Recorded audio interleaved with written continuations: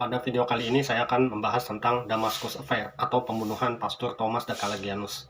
Damascus Affair atau pembunuhan Damaskus adalah pembunuhan yang dilakukan oleh orang-orang Yahudi terhadap Pastor Thomas de Calagianus dan seorang asistennya yang beragama Islam yang bernama Ibrahim Amar, dengan tujuan untuk diambil darahnya untuk hidangan Paskah Yahudi atau Pesak atau Passover. Thomas adalah seorang pastor atau dokter atau ahli pengobatan yang ditugaskan oleh pemerintah Prancis di Suriah Damaskus tahun 1840. Ketika itu Damaskus masuk wilayah Turki Utsmani. Sejak abad ke-16, Prancis memposisikan dirinya sebagai pelindung resmi umat Kristen Katolik di wilayah Utsmaniyah melalui aliansi diplomatik.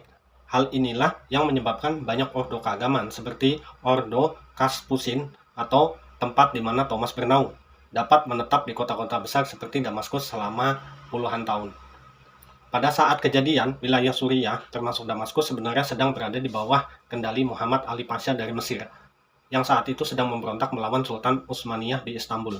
Muhammad Ali Pasha sangat bergantung pada dukungan diplomatik Prancis untuk mempertahankan kekuasaannya. Kondisi ini membuat konsul Prancis di Damaskus, Rantimenton, memiliki pengaruh politik yang sangat besar terhadap gubernur lokal dalam menangani kasus hilangnya Pastor Thomas. Adapun para pembunuh Pastor Thomas adalah Daud Harari, Harun Harari, Ishak Harari, Yusuf Harari, Yusuf Linuidah, Rabi Musa Abul Afiyah, Rabi Musa Bakuriuda atau terkenal dengan sebutan Rabi Sonikli, dan Sulaiman si tukang gunting.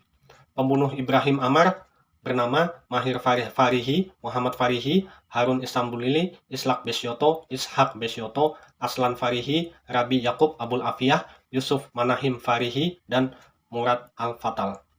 Pada Rabu 6 Februari 1840, Pendeta Thomas sebagaimana biasa keluar dari biaranya pada sore hari. Waktu itu ia keluar menuju perkampungan Yahudi untuk menempelkan sebuah selembaran yang berisi pengumuman tentang adanya pelelangan rumah.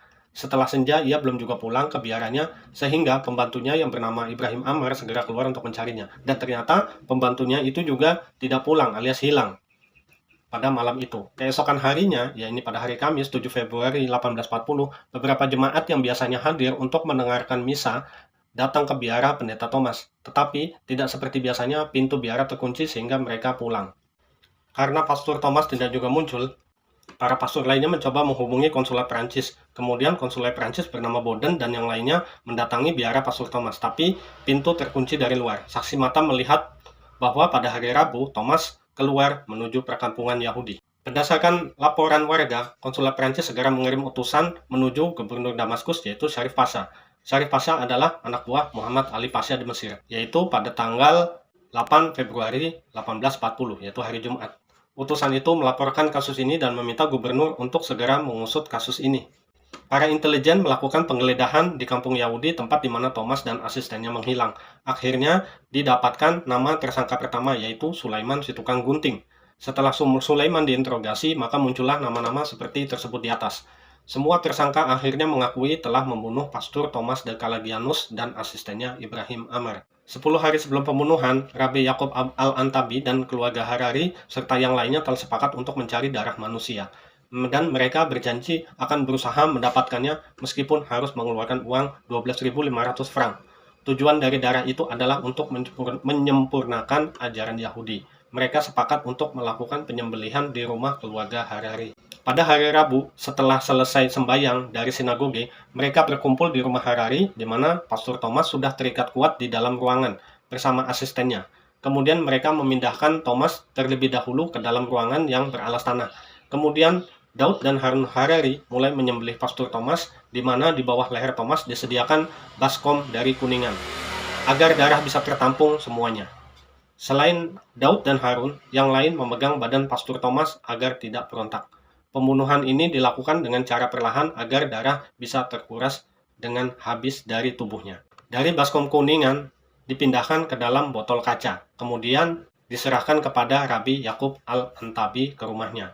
Kemudian darah itu disimpan di samping kitab-kitab di rumahnya. Kemudian Daud Harari membakar baju kedua korban dan jasadnya dimutilasi, kemudian disimpan di tempat yang aman. Kemudian potongan jasad itu dibuang ke got sedikit demi sedikit. Manfaat darah manusia tersebut dalam agama Yahudi adalah untuk dimasukkan dalam roti Paskah Yahudi. Entah sudah berapa banyak pemerintahan di berbagai tempat menangkap orang-orang Yahudi yang melakukan perbuatan seperti ini. Jadi, perbuatan ini adalah bukan kasus tunggal, tapi sudah banyak kasus di berbagai tempat. Ingat proses mutilasi yang dilakukan warga Zionis terhadap jasad warga Gaza. Di antara bukti-bukti nyata dari ajaran aneh ini terdapat pada kitab mereka yang bernama Sadat Adarahut. Isi kitab itu dibaca dan difahami oleh Yahudi secara lugas, tegas, dan letterlek. Teks kitab ini jelas-jelas menunjukkan bahwa kaum Yahudi memang melakukan perbuatan seperti itu. Awalnya pihak Prancis begitu antusias menyelesaikan kasus ini ke jalur hukum agar para tawanan atau pelakunya dihukum setimpal terhadap apa yang sudah diperbuatnya. Tetapi setelah diketahui bahwa pelakunya adalah orang Yahudi dalam rangka ketaatan terhadap agamanya, maka pemerintah Prancis berusaha menuntut agar tawanan tersebut dibebaskan tanpa syarat. Akhirnya, tawanan tidak jadi dihukum mati berkat lobi dari bankir Yahudi Inggris bernama Moses Montefiore. Siapa Moses Montefiore? Itu adalah ipar dari Nathan Mayer Rothschild.